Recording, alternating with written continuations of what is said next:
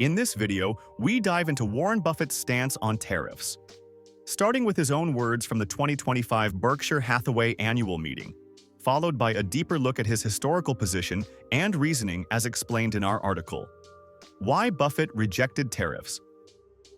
No question that trade can be an act of war, and I think it's led to bad things.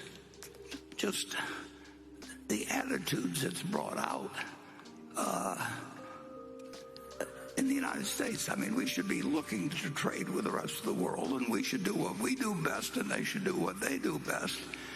And I don't think it.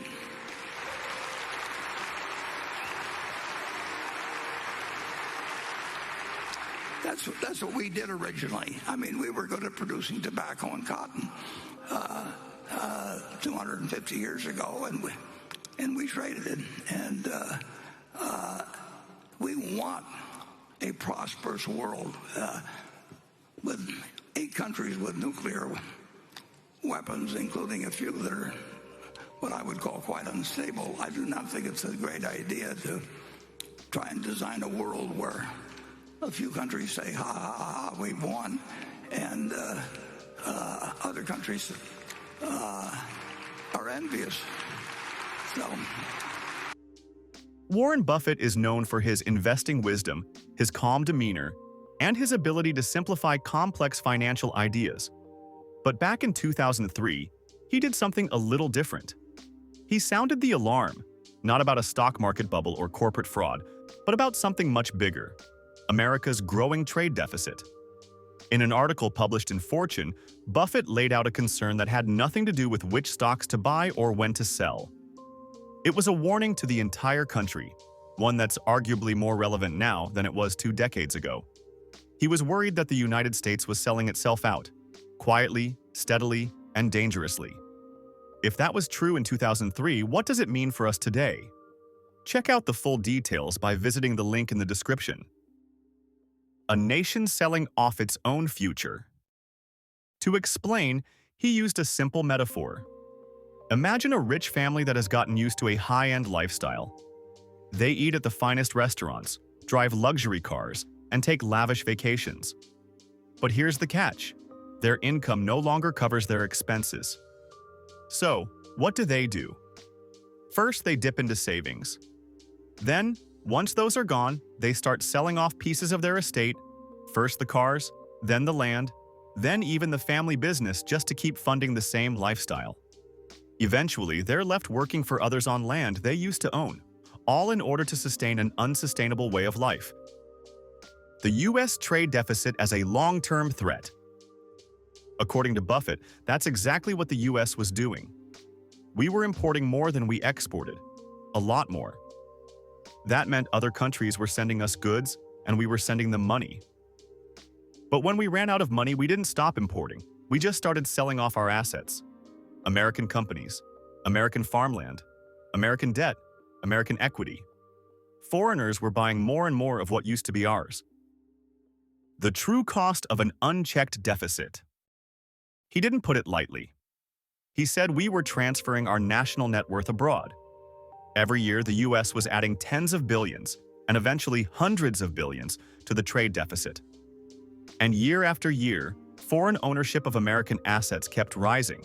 This wasn't just some academic problem or a temporary blip in trade policy. It was, in Buffett's eyes, a slow bleed. Buffett's market-based solution: import certificates. But Buffett didn't stop at the diagnosis. He proposed a treatment. His solution? A new system based on import certificates. The concept is surprisingly straightforward. For every dollar an American company earns through exporting goods or services, they would receive an import certificate worth $1. These certificates could then be sold to importers, companies that want to bring goods into the U.S. How import certificates would work. If you're an importer, you must buy certificates equal to the value of what you're bringing in. That means the total value of imports would be capped by the total value of exports. It doesn't rely on tariffs, subsidies, or trade wars. It's a market-driven system designed to bring balance to trade in a way that rewards production rather than consumption. Unlike government-imposed restrictions, it would work with the free market, encouraging companies to compete globally. Why Buffett rejected tariffs as a fix? Now you might be wondering, why not just use tariffs to reduce imports? Buffett thought about that and he rejected it. Tariffs are essentially taxes on imported goods. They raise prices for consumers, they can spark retaliation from other countries, and they often distort the market by protecting inefficient industries. In other words, tariffs are a blunt instrument. They might reduce imports, but they wouldn't necessarily increase exports or fix the underlying imbalance. Creating a self-regulating system. Import certificates, on the other hand, create a self-adjusting market. They don't pick winners or losers. They simply tie the amount we can import to the amount we export. If the US wants to import more, it needs to export more first. It's a built-in incentive to produce, innovate, and compete globally. No government bureaucracy deciding who gets protected. No escalating trade wars. Just balance. A short-term cost for long-term stability.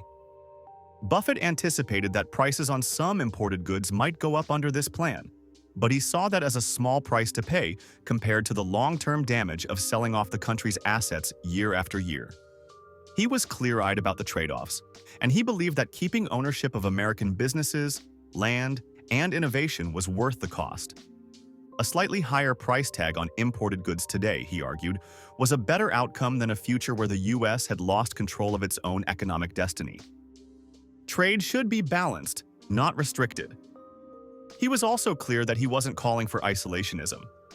Buffett wasn't anti-trade. He was pro-balance. He appreciated the benefits of international commerce, but believed it needed to be sustainable. The problem wasn't trade itself, it was persistent, unbalanced trade that created growing deficits year after year. His proposal wasn't about blocking imports, but ensuring that the US could compete fairly and maintain economic sovereignty. What happens if nothing changes? He warned that if nothing changed, the US would wake up one day and realize that it no longer owned the assets that made it wealthy in the first place. That instead of owning the land, the factories, and the businesses, Americans would be working for foreign owners. And while things might feel fine for a while, eventually the debt would come due, financially and economically. The longer the problem went unaddressed, the harder it would be to reverse. The US trade deficit today and why Buffett's warning still matters. Fast forward to today, and Buffett's warning feels eerie. The US trade deficit continues to grow. Foreign ownership of US assets continues to rise. And the economic imbalance that concerned Buffett hasn't been addressed in any meaningful way. And yet, his 2003 article is rarely discussed. It didn't make headlines for long. Maybe because it wasn't flashy. Maybe because trade deficits are hard to turn into sound bites. Or maybe because most people don't want to think about what happens when you sell off the very foundation of your economic future. Buffett's patriotism and why we should listen. Buffett didn't write that article for personal gain. He didn't stand to profit from import certificates. He wasn't making an investment prediction. He was sounding an alarm as someone who deeply cared about the country's future. This wasn't Buffett the investor talking. This was Buffett the patriot. And while everyone wants to copy his portfolio, maybe it's time we also start listening to his warnings, especially the ones that don't come with a stock ticker. Time to face the reality. Buffett saw the problem clearly. The US couldn't keep running massive trade deficits without consequences. Year after year, more American assets moved into foreign hands, and nothing was done to stop it. His warning wasn't complicated, it was common sense. A country that spends more than it earns eventually loses control of its own future. Share this with someone who cares about the future of our economy. Let's bring Buffett's 2003 message back into the conversation, before it's too late. Thanks for watching, and if you found this video helpful, don't forget to like, subscribe, and share it with your friends. Also, don't forget the link in the description.